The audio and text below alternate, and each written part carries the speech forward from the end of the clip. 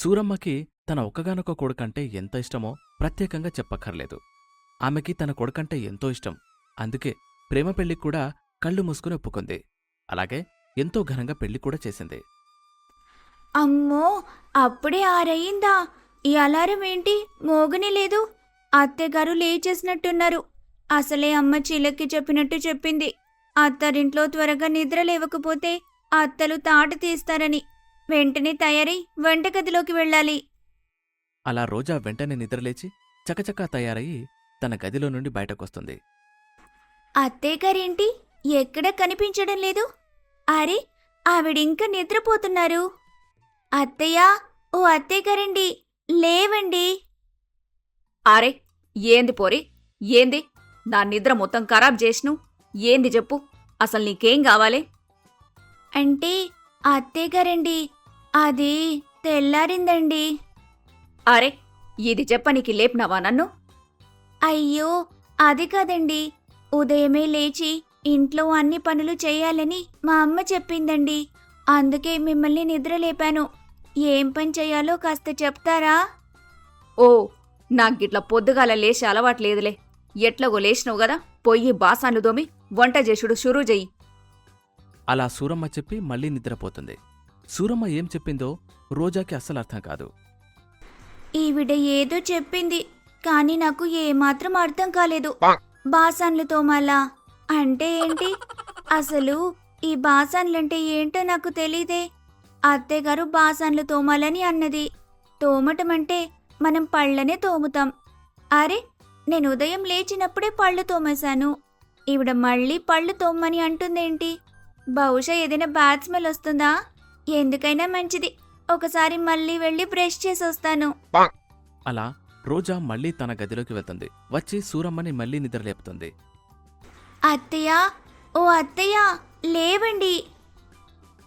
ఏంది పోరి, మళ్ళా ఎందుకు నన్ను నిద్రలేపుతున్నావు నువ్వు? అంటే అత్తయ్య, అది పళ్ళు తోమేశానండి. అదే నీట్గా బ్రష్ చేశాను. గట్లనే, కాని నాకెందుకు చెప్తున్నావు? అంటే నేను ఉదయం లేవగానే బ్రష్ చేశానండి. మీరు చెప్పారని మళ్ళీ మళ్ళీ బ్రష్ చేసుకొని వచ్చాను. నేనెప్పుడు నిన్ను బ్రష్ చేయమని చెప్పినా? ఏం మాట్లాడుతున్నావు? నాకేం సమజైతలేదు.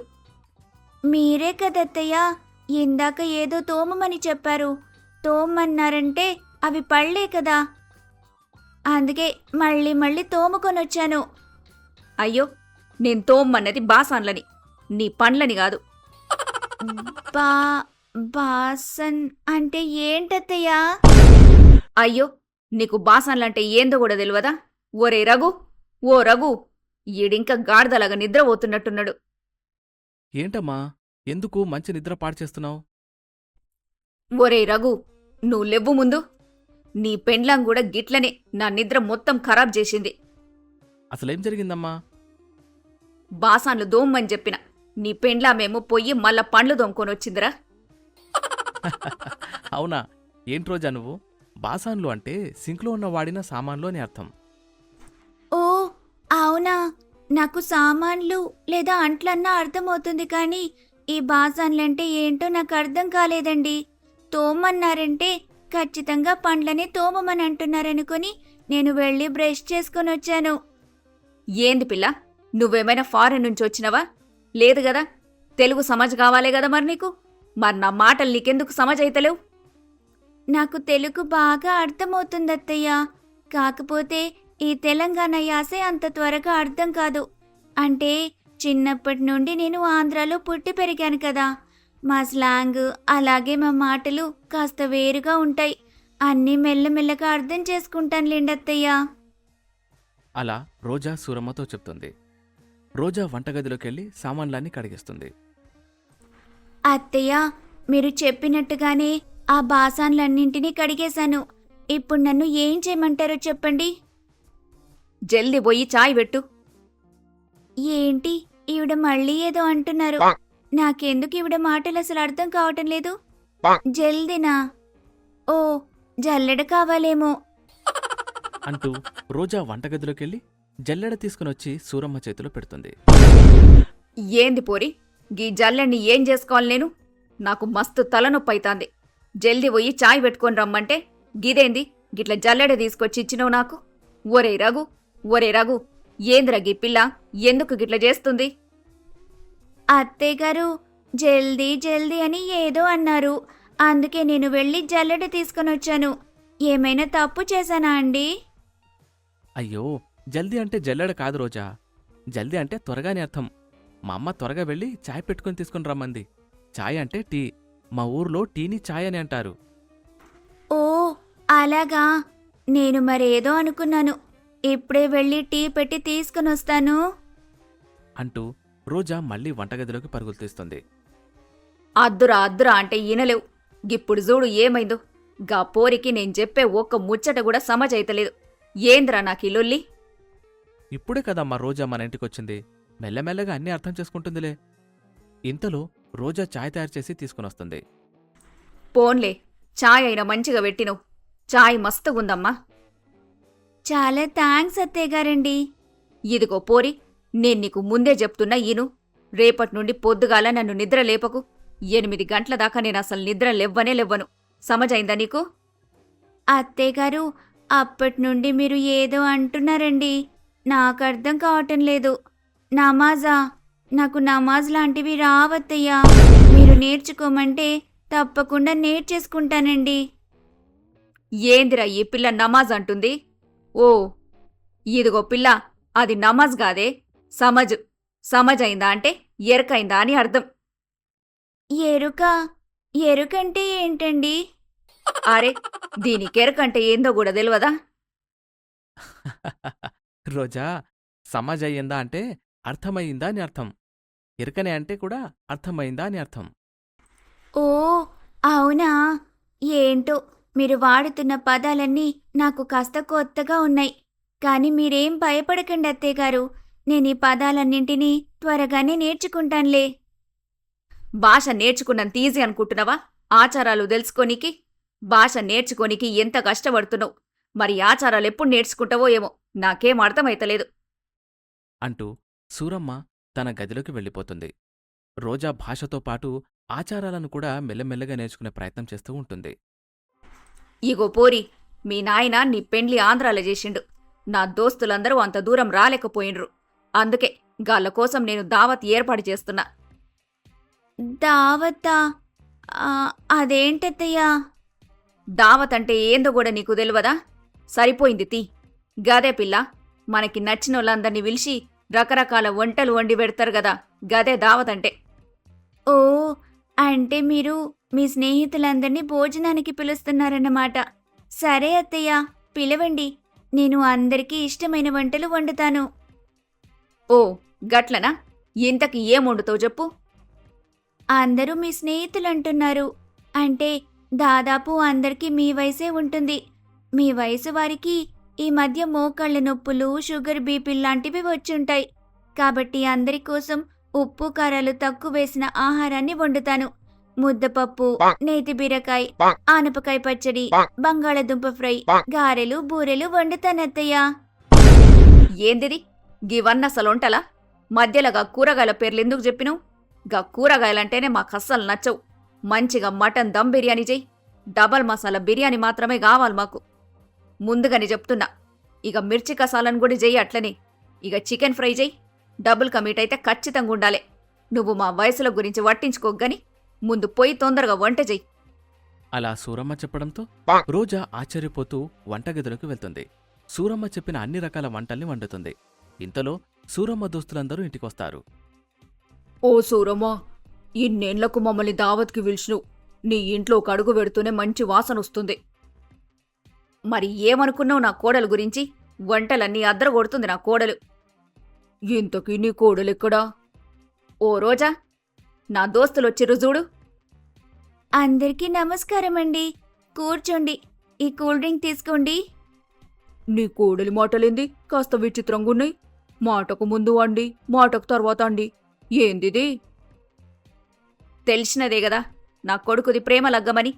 ఆంధ్రాల ఉద్యోగం చేసేటోడు గదా, గప్పుడే ఈ పోరిని చూసిండట. చేసుకుంటే ఈ పోరిని తప్ప వేరేటోళ్ళని చేసుకోనని మస్తు మారం చేసిండు. ఇక చేసేదేం లేక లగ్గం చేసిన నేను కూడా.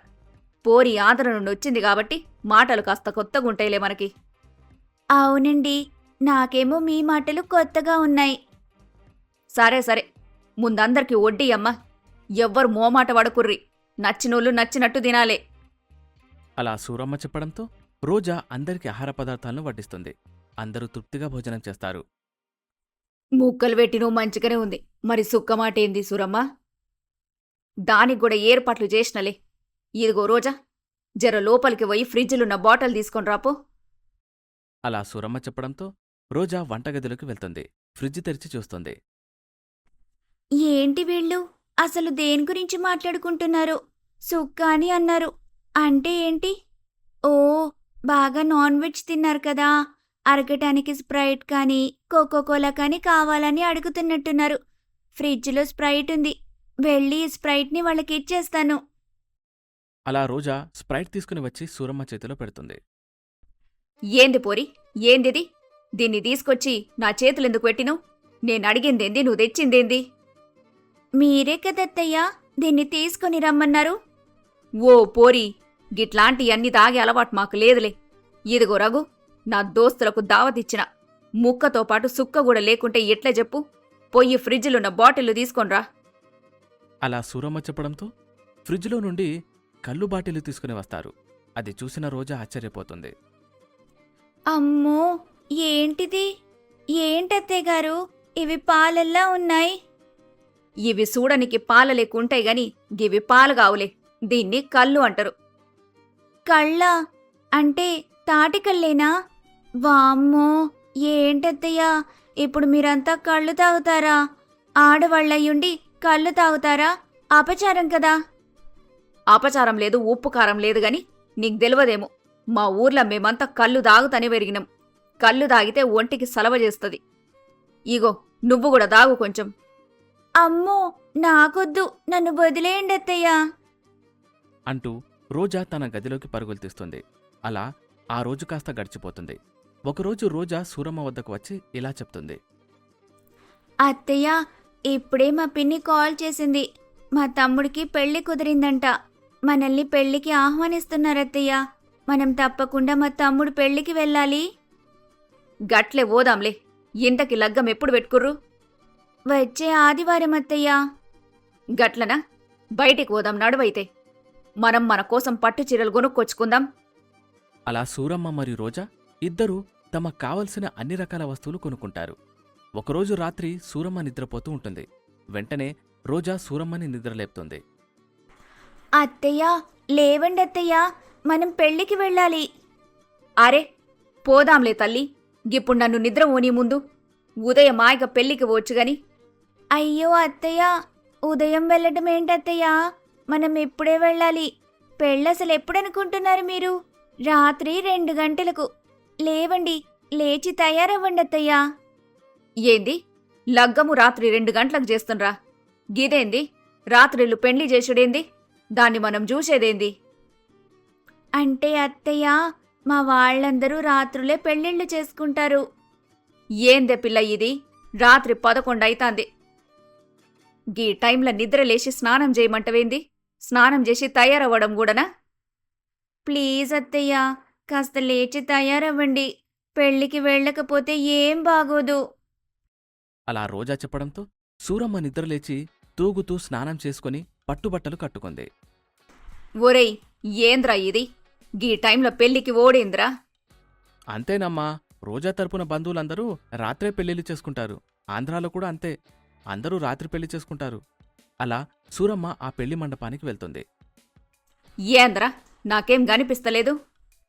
కనిపించాలంటే కళ్ళు తెరవాలి కదమ్మా, నువ్వు అసలు కళ్ళు తెరవడం లేదు. అంటే గది ఎంత ట్రై చేసినా కాని కళ్ళు తెరుచుకుంటలేవురా. రోజు ఈ టైం కల్లా మంచి గురకబెట్టి నిద్రపోతా కదా, అందుకే. అత్తయ్య, ఇక్కడ నిలబడి ఏం చేస్తున్నారు? వెళ్ళండి, మండపం దగ్గరికి వెళ్ళండి. పెద్దవాళ్ళందరూ అక్కడే ఉన్నారు. అలా రోజా చెప్పడంతో సూరమ్మ నిద్రమత్తులో అడుగులా అడుగు వేసుకుంటూ మరెటో వెళ్ళిపోతూ ఉంటుంది. అయ్యో అత్తయ్య, ఎక్కడికి వెళ్తున్నారు? ఇది పెళ్లి కొడుకు డ్రెస్ చేంజింగ్ రూమ్. మీరలా లోపలికి వెళ్తే ఎలా చెప్పండి? అయ్యో, ఇది బట్టలు మార్చుకునే రూమా? నిద్రమత్తులో నాకేం కనిపిస్తలే. గట్లనే నన్ను గాడ మండపం దాకా తీసుకొనివో. అలా సూరమ్మని రోజా మండపం వద్దకు తీసుకుని వెళ్తుంది. పెళ్లి కూతురు ఎంత బాగుందో కదత్తయ్యా. మంచిగానే ఉంది గాని కొంచెం పెద్దదానిలాగా కనిపిస్తుంది.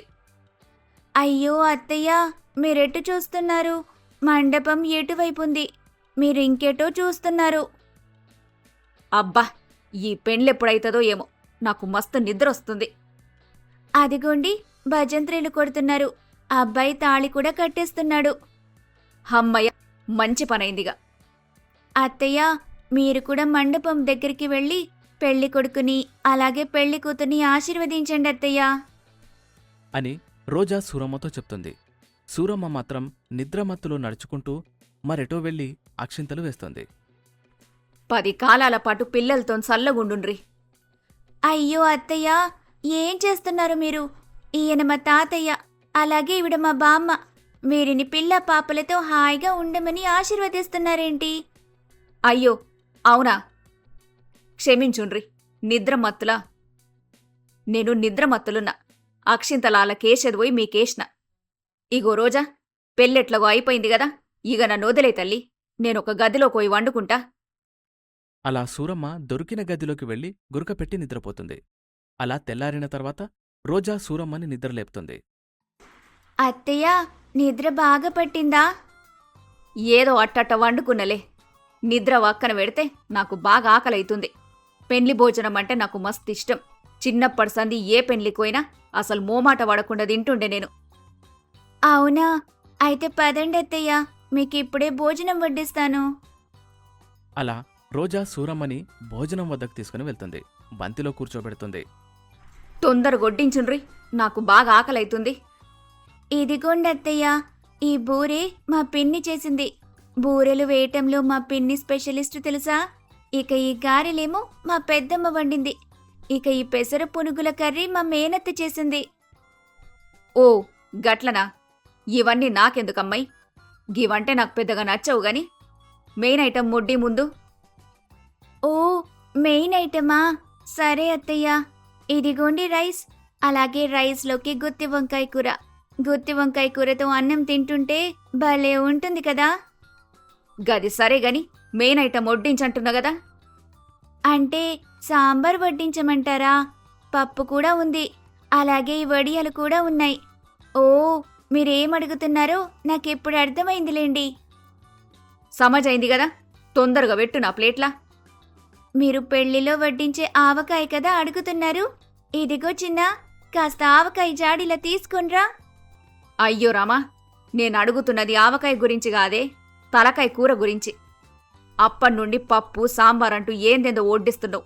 వెంటనే పోయి నాకు ముక్కల పులుసు తీసుకొని రాపో. రామ రామ, ఏం మాట్లాడుతున్నారు అత్తయ్య మీరు? మీరు పెళ్లికొచ్చారు, ఆ విషయాన్ని మర్చిపోయినట్టున్నారు.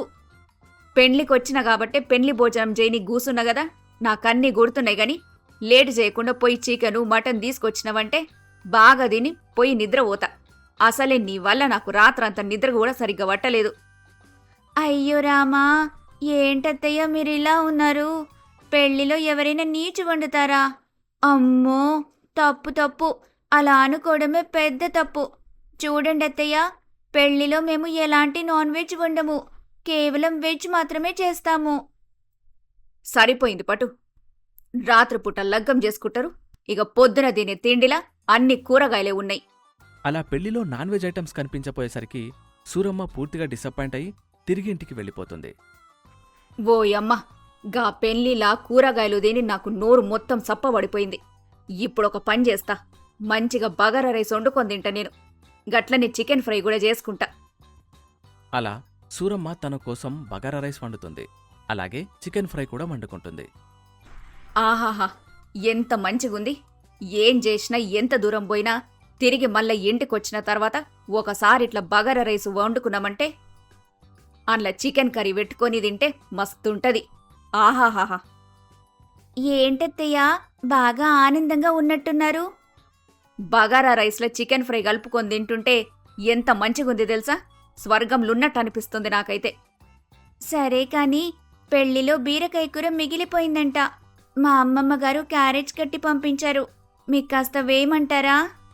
చిచి, నేను మంచిగా బగారా రైస్ వండుకొని చికెన్తో తింటుంటే మధ్యలో నీ కూరగాయల గోలేంది పోయిడికేంచి. ఇంతలో సూరమ్మకి తన చిన్న కొడుకైన వినోద్ కాల్ చేస్తాడు. అమ్మా, ఒక అమ్మాయిని లవ్ చేశాను. ఓ గట్లనా? నువ్వు కూడా మీ అన్నలాగానే లవ్ చేసినవా? పోన్లే, ఇదిగో పిల్ల. ఇంతకి నువ్వు లవ్ చేసిన పిల్ల మన తెలంగాణ పిల్లనేనా? కాదమ్మా. ఏంద్రా కాదంటున్నవా? నువ్వు కూడా ఆంధ్ర పిల్లనే లవ్ చేసినవా? సరిపోయింది పటు. ఇక నా బతుకంతా రాత్రిపూట చేసే పెండిల చుట్టూ తిరుక్కుంటా గా కూరగాయల ముక్కలు తినుకుంటా బతుకుతది. అరే, ఆంధ్ర అమ్మాయిని ఎవరు చెప్పారు? అమ్మాయి మహారాష్ట్రకు చెందిన అమ్మాయి, మొత్తం హిందీయే ఏంద్రా నువ్వు లవ్ చేసింది హిందీ పోరీనా? అంటూ సూరమ్మ అలా ఆశ్చర్యపోతుంది. రఘు మరియు రోజా తెగ నవ్వుకుంటూ ఉంటారు. ఆంధ్ర కోడలితోనే వేగలేకపోతున్న సూరమ్మ ఇక మహారాష్ట్ర కోడలితో ఎలా వేగుతుందో చూడాలి మరి.